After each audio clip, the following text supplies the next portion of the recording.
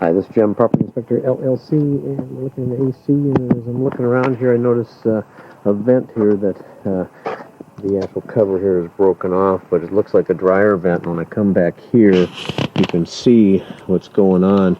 We've got lint all over this air conditioning, which really makes the system not work nearly as well. It's supposed to have a minimum of 10-foot spacing between a dryer vent and a air conditioner. So anyway, just another great tip from Property Inspector LLC. Have a great day.